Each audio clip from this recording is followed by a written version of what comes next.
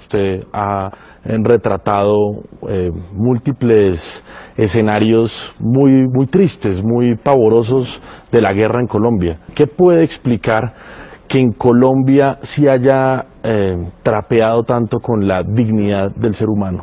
Yo creo que eso se lo debemos a la mezquindad con la que la clase política de Colombia ha tratado a su gente, y especialmente a la gente de las regiones y a los campesinos, porque este es un país que todo lo ha estratificado. Este es un país clasista y es un país racista.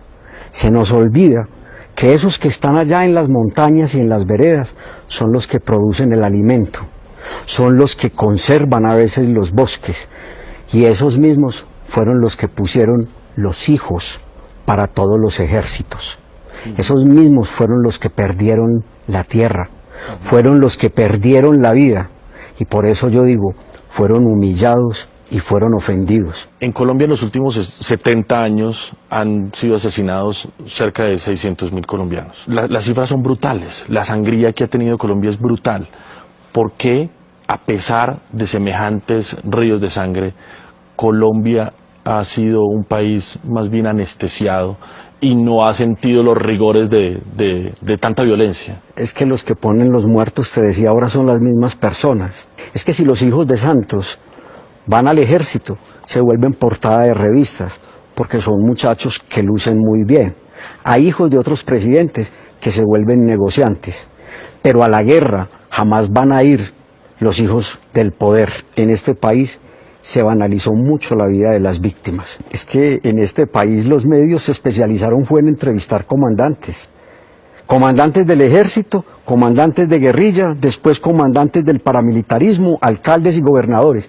Y mientras tanto, la gente huyendo a través de las montañas, atravesando ríos. Las víctimas desoídas. Las víctimas, atravesando ríos, cargando en sus brazos no solamente sus hijos, sino a veces un mico, un cerdo, una gallina. La guerra no tiene rostro de mujer, la guerra no tiene el rostro de esos niños y niñas que huyeron, de esos que resistieron, y es a esos a los que yo aprendí a enfocar, a ver con mi ojo, a ver con mi corazón.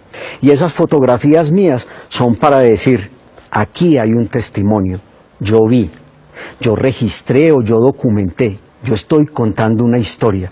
Después no digan que no supieron. ¿Cómo hacemos para reconciliarnos en un país tan, primero lacerado por múltiples actores, pero además por una dirigencia política que se ha acostumbrado a atizar esos odios? Este es un país mayoritariamente católico. Soldados, policías, guerrilleros, paramilitares y los muchachos de las bandas, todos utilizan símbolos religiosos. Pero es que este es un país que no cumple no solamente el quinto mandamiento, el de no matarás, sino que es un país en el que se roba, porque no hemos entendido que la educación es parte de la decencia, y que más importante que la física y la matemática es la decencia y es la humanidad. Y cuando te planteo eso, es que no es solamente la clase política.